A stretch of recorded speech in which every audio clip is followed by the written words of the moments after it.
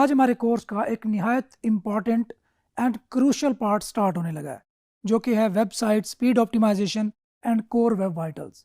दोस्तों, आपको याद होगा कि मैं आपको बार बार इस बात का एहसास दिलाता हूं कि यूज़र एक्सपीरियंस किसी भी वेबसाइट की रैंकिंग में बहुत क्रूशल रोल प्ले करता है। अगर आपकी वेबसाइट पे आने वाला यूज़र डिससेटिस्फाई हो के आपकी वेबसाइट को लीव कर जाए या बाउंस बैक कर जाए, तो ये कोई अच्छा साइन नहीं होता और गूगल आपकी रैंकिंग को ज़्यादा देर सस्टेन नहीं करता और अल्टीमेटली आपकी रैंकिंग डिक्रीज़ होना स्टार्ट हो जाती है। तो यूज़र एक्सपीरियंस को लेकर एक इंतहाई इम्पॉर्टेंट चीज़ है, वो है पेज स्पीड। हमारे वेबसाइट की या हमारे वेबसाइट के किसी पेज की जो स्पीड है, वो इंतहाई क्रूशल होती है, क्योंकि अगर यूज़र गूगल से सर्च करके हमारी वेबसाइट पर लैंड किया और हमारी वेबसाइट किसी स्पेसिफिक टाइम इंटरवल के दौरान लोड नहीं हुई, तो बहुत ज़्यादा चांसेस हैं कि वो वेबसाइट को लीव कर जाए। एक सर्वे के मुताबिक 40% यूज़र्स, अगर कोई वेबसाइट 3 सेकंड्स के अंदर लोड ना हो, तो वो उसको लीव कर जाते हैं। वो वेबसाइट को लोड होने का वेट नहीं करते। तो अगर आपके पेज की speed optimisation up to mark नहीं होगी, अगर आपका page within 3 seconds load नहीं होगा एक जनरल क्राइटेरिया के मुताबिक, तो आपके 40% यूजर्स के लॉस्ट होने का खतरा मौजूद है। तो आज हम देखेंगे इन डिटेल, और बिल्कुल मैं कोशिश करूंगा कि इसको सिंपल रखूं ताकि जो आप में से न्यूबीज हैं उनको भी इक्वली समझ आ सके। लेकिन ये थोड़ा सा प्रैक्टिकल है और थोड़ा सा टेक्निकल भी है, आई अंडरस्टैंड दैट। तो इस मामले में आपकी कोऑर्डिनेशन मुझे इस तरह रिक्वायर होगी कि आप टॉपिक्स को अच्छी तरह अंडरस्टैंड करें, और ना सिर्फ अच्छी तरह अंडरस्टैंड करें बल्कि इनको मज़ीद जाके एक्सप्लोर करें, और अगेन इनका प्रैक्टिकल करना है, क्योंकि जब तक प्रैक्टिकली आप इन चीज़ों को नहीं करेंगे उस वक्त तक आपको समझ नहीं आएगी। तो इसमें सबसे पहले हम बात करते हैं कोर वेब वाइटल्स की। Core web vitals different matrices का, डिफरेंट टूल्स का एक मजमुआ है जो कि हेल्प करते हैं हमारी किसी भी वेबसाइट की परफॉर्मेंस को मैयर करने के लिए। सो कोर वेब वाइटल्स में पहली चीज़ आती है LCP, लार्जेस्ट कॉन्टेंटफुल पेंट। आप इसको टेक्निकली बहुत ज़्यादा सर पे सवार करने की ज़रूरत नहीं है, मैं बिल्कुल आसान तरीके से आपको एक्सप्लेन करूंगा। आई होप कि आपको समझ आ जाएगी कि लार्जेस्ट कॉन्टेंटफुल पेंट होता क्या है। देखिए, आपकी वेबसाइट पे कोई मेन एलिमेंट होता है, वो कोई इमेज भी हो सकता है, नॉर्मल कोई वीडियो हो सकती है, या टेक्स्ट का एक ब्लॉक भी हो सकता है। आप इमेजिन करें कि आप एक वेबसाइट पे जा रहे हैं और आप चाह रहे हैं कि वहाँ पे मुझे एक इमेज देखने को मिलेगा जिसका आप सर्च कर रहे थे, जिसके बारे में, या जिसका टाइटल में आपसे प्रॉमिस किया गया था, और आप उस वेबसाइट पे जाते हैं और काफ़ी देर वेट करते हैं, और वो इमेज जिसको आप देखने आए हैं, एक्चुअल जो कंटेंट था उस पेज का, वो लोड होने में बहुत टाइम ले रहा है। तो डेफिनेटली फ्रस्ट्रेशन तो होगी, और बहुत ज़्यादा चांसेस हैं कि आप वो पेज लीव कर जाएं और उससे अल्टरनेटिव किसी पेज को विजिट करने पहुंच जाएं।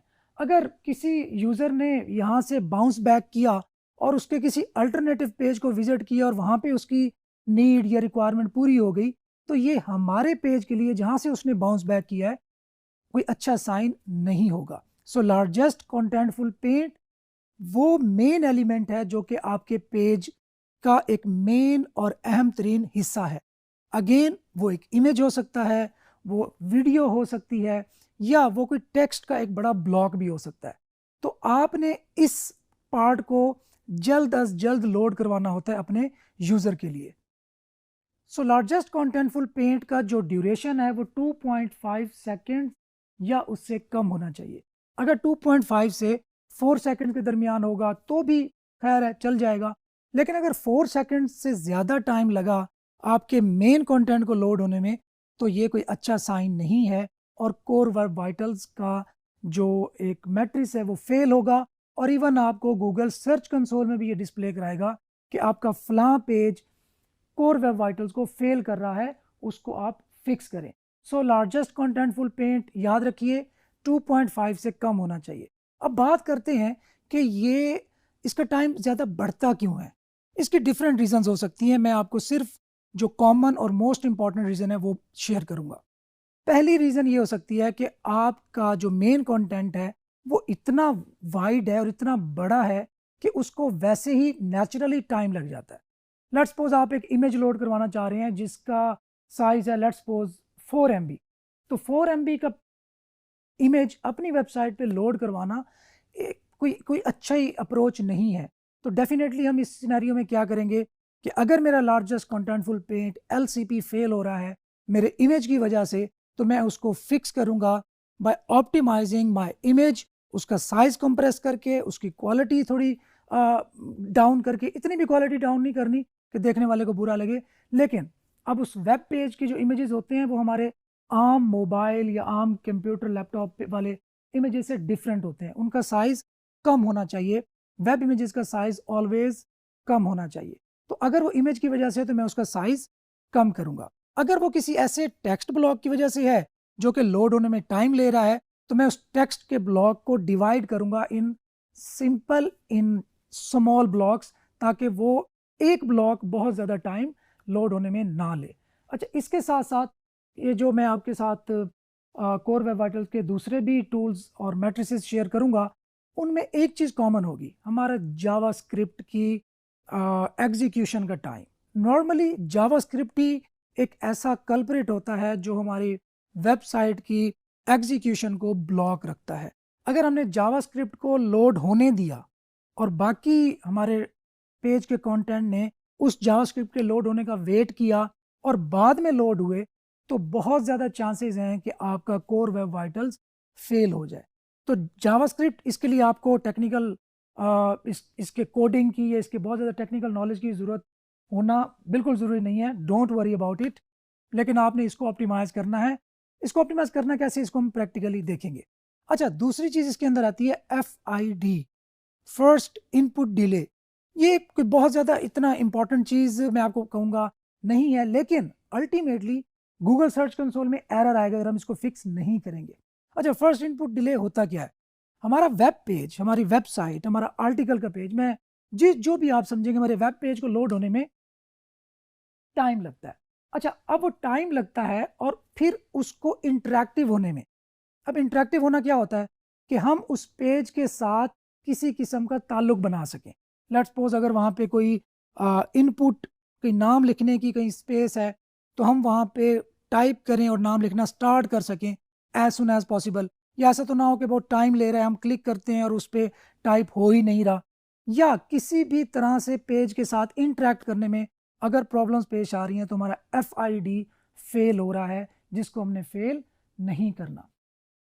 तो आपका FID 100 मिलीसेकंड से 300 मिलीसेकंड के दरमियान में होना चाहिए। इससे आगे बढ़ेगा तो फिर आपको इम्प्रूवमेंट की ज़रूरत पड़ेगी। तो आपने क्या करना है, अपने पेज को क्लीन रखना है ताकि जो ही वो लोड हो तो आपके पेज के साथ इंटरेक्ट करना आसान हो और इसके दरमियान कोई हर्डल पेश ना आए। इसमें भी मेन कल्प्रिट मैं आपको कहूँ, बहुत सारी रीजंस हो सकती हैं, लेकिन मेन कल्प्रिट आपका जावास्क्रिप्ट ही साबित होगा अल्टीमेटली। क्योंकि जावास्क्रिप्ट लोड होते टाइम अगर ले रहा है या उसकी कोई क्यूरी कहीं ज़्यादा टाइम ले रही है, तो क्या होगा, आपका पेज इंटरेक्टिव नहीं होगा। वो वेट करेगा कि वो जावास्क्रिप्ट की फाइल मुकम्मल लोड हो जाए, देन वो पेज इंटरेक्टिव हो। तो आपने यहाँ भी जावास्क्रिप्ट का ख़ास ख्याल रखना है और उसको ऑप्टिमाइज़ करना है। अगर वो बाकी के पेज की स्क्रिप्ट्स को, डेटा को लोड होने में रोक रहा है लोड होने से, तो आपने उसको ये नहीं रोकने देना, बल्कि ये भी हो सकता है कि पैरेलल सारा पेज आपका लोड हो, ताकि जावास्क्रिप्ट की कोई भी फाइल आपके पेज को लोड होने से ना रोके। अच्छा, थर्ड एक बहुत इंपॉर्टेंट और बड़ा मज़े का टॉपिक है, कम्युलेटिव लेआउट शिफ्ट, CLS। अच्छा, इसको मैं मज़ीद आसान करता हूँ। आप नाम बड़ा थोड़ा सा टेक्निकल सा है, मुश्किल सा है, हो सकता है आपको प्रॉब्लम पेश है, don't worry. Cumulative layout shift होता क्या है? आपने अक्सर देखा होगा कि आप किसी वेबसाइट पर जाते हैं और आप एक चीज़ वहाँ पर, लेट्स सपोज अगर रीड करने गए हैं या कोई वीडियो देखने गए हैं, आपको पता चलता है जी वहाँ पे वेबसाइट का टाइटल नज़र आ रहा है, नीचे एक टेक्स्ट का कंटेंट है और उसके नीचे वीडियो है। आप जो ही जाते हैं वीडियो पे प्ले करने के लिए, उस पर क्लिक करने, तो एकदम से आपकी जो वीडियो और जो ऊपर वाला कंटेंट है उसके दरमियान एक स्पेस आती है और एक ऐड लोड हो जाता है। सो ये एकदम से ऐड लोड होना, ये कहलाता है कम्युलेटिव लेआउट शिफ्ट, कि आपके लेआउट ने शिफ्ट किया है। वो बिल्कुल स्मूथ नहीं था, ये नहीं हुआ कि आपका जो वेब पेज है वो स्मूथली लोड हुआ और उसके बाद उसके अंदर कोई चेंजेस ना आई हो। सो कमुलेटिव लेआउट शिफ्ट क्या है? ये भी हो सकता है कि आपका इमेज शुरू में लोड हुआ और जो यूँ लोड होता रहा उसने अपने आप को एडजस्ट कर लिया या वाइडर कर लिया। तो कमुलेटिव लेआउट शिफ्ट ये है कि आपका पेज स्मूथ हो और एक तरतीब के साथ ओपन हो और उसके साथ इंटरेक्ट करना आसान रहे। सो इसको हम विजुअल स्टेबिलिटी भी कहते हैं कि आपका पेज जो है विजुअली स्टेबल हो। ऐसा ना हो कि बस आप विजिट कर रहे हैं और दरमियान में कुछ एकदम से लोड हो जाए। तो ये अगर ऐसा होगा तो आपका कमुलेटिव लेआउट शिफ्ट का एरर या वार्निंग मैसेज आपको गूगल सर्च कंसोल में रिसीव हो सकता है। सो कमुलेटिव लेआउट शिफ्ट का भी नॉर्मल कल्प्रिट बताऊं तो इमेजेस हो सकते हैं और वो वाले इमेजेस जिनकी हम डायमेंशन सेट नहीं करते। लेट्स सपोज हमारा पेज है 500 पिक्सल बाय 200 पिक्सल और हमने वो जगह छोड़ी हुई है एक इमेज के लिए। अगर हम वहाँ पे एक बड़ी इमेज लोड करवाते हैं तो डेफिनेटली वो पहले लोड होगी और देन उसको एडजस्ट करेगी अपनी लोकेशन के हिसाब से। तो हम उसकी डायमेंशंस पहले ही सेट कर देते हैं कि इस जगह पे 500 बाय 200 पिक्सल जगह पहले ही छोड़ दो, ये उस इमेज की जगह है, ताकि वो अपने आप को एडजस्ट करने में लेआउट को शिफ्ट ना करे। आई होप कि आपको ये थोड़ी ड्राई लग रही होंगी, लेकिन मैं कोशिश कर रहा हूँ कि आपको बिल्कुल आसान करके समझाऊं। अगर आप इस पर मज़ीद रिसर्च करेंगे तो चीज़ें बहुत आसान हो जाएंगी। खैर, आज ये तो था कोर वेब वाइटल्स और उसकी बेसिक कुछ एलिमेंट्स। अगर आपने इसको डिटेल में पढ़ना हो तो आप web.dev पे जाके इसको इन डिटेल और इन डेप्थ अंडरस्टैंड करने की कोशिश कर सकते हैं। थोड़ा सा टेक्निकल है, आपका टेक्निकल बैकग्राउंड होगा तो आपको आसानी से समझ आएगी, अगर नहीं होगा तो आपको थोड़ा सा टाइम लग सकता है। अच्छा, हमारा कोर्स एफिलिएट मार्केटिंग है और मैं इस पर ज़्यादा फोकस क्यों कर रहा हूँ? वो इसलिए कि पेज स्पीड एक क्रूशल एलिमेंट है और सेकंड मैं ये भी चाहता हूँ कि आप में से जो लोग फ्रीलांसिंग करते हैं या डिफरेंट सर्विसेज देते हैं और वो स्ट्रगल कर रहे हों अपने किचन इनकम को बनाने में या इस तरह की कोई चीज़, तो वो पेज स्पीड की जो स्किल है उसको एज अ सर्विस फाइवर पे, अपवर्क पे, गुरु पे या इस तरह की जो फ्रीलांसिंग प्लेटफॉर्म्स हैं वहाँ पे ऑफर करके वहाँ से भी रेवेन्यू जनरेट कर सकें। सो नेक्स्ट बात आती है हमारी वेबसाइट की पेज स्पीड ऑप्टिमाइजेशन की। अच्छा, वेबसाइट की पेज स्पीड ऑप्टिमाइजेशन में मैं आपको बेसिक सी और आसान चीज़ें बताऊंगा और कोशिश करूंगा कि आपको कोई प्रीमियम रिसोर्स भी ना बताऊं, ताकि आपको किसी पेड रिसोर्स की तरफ ना जाना पड़े, कोई पेड प्लगइन बाय ना करना पड़े। अच्छा, कुछ चीज़ों को आप माइंड में रखें और इस बात का खास ख्याल रखना है, चाहे आप एफिलिएट मार्केटिंग की वेबसाइट बना रहे हो, चाहे ई कॉमर्स की वेबसाइट बना रहे हो और या किसी भी तरह की वेबसाइट पे आप काम करने जा रहे हैं, तो आपने इन चीज़ों का खास ख्याल रखना है। अच्छा, सबसे पहली चीज़ आती है आपकी वेबसाइट का थीम। थीम ऐसा होना चाहिए जो कि लाइट वेट हो, फास्ट हो और वेल कोडेड हो। अच्छा, वेल कोडेड का हमें कैसे आइडिया होगा, क्योंकि हम इमेजिन कर रहे हैं कि हम एक न्यू भी हैं, हमें कोई ज़्यादा चीज़ों का आइडिया नहीं है। तो ग्लोबली जो वेल एक्सेप्टेड या बहुत ज़्यादा एक्सेप्ट किए जाने वाले थीम्स हैं उनमें से ही आप चूज़ करें, क्योंकि बहुत ज़्यादा चांसेस होते हैं कि वो ऑप्टिमाइज्ड हों, उनकी स्पीड अच्छी हो, कोडिंग के तमाम स्टैंडर्ड्स को मेंटेन किया गया हो। और इसमें हमने आपको जो थीम बताया है आप वो थीम यूज़ कर सकते हैं that is highly fast and reliable. अच्छा, इसके साथ साथ जो मेन क्रूशियल, अगेन मैं क्रूशियल का वर्ड बहुत ज़्यादा यूज़ हो रहा है हमारे इस टॉपिक के अंदर, क्योंकि ये चीज़ें इतनी ज़्यादा इंपॉर्टेंट है कि मुझे बार बार ये वर्ड यूज़ करना पड़ता है। इमेजेस आपकी पेज स्पीड को डिस्ट्रॉय करने में सबसे ज़्यादा रोल जो प्ले करती है वो जावास्क्रिप्ट और उसके बाद इमेजेस। हम क्या करते हैं, हमने बस कहीं से एक फ़ाइल डाउनलोड की इमेज की और हमने एज इट इज़ उस इमेज फाइल को अपलोड कर दिया। ये नहीं देखा कि उस इमेज का साइज़ क्या था, क्या उसको वेब के लिहाज से हमने ऑप्टिमाइज़ भी करना है या एज इट इज़ कहीं पे अपलोड कर देना है। तो याद रखें, जब भी आप इमेज यूज़ करना चाहें अपनी वेबसाइट पे तो उसको प्रॉपरली ऑप्टिमाइज़ करके देन अपलोड करना है।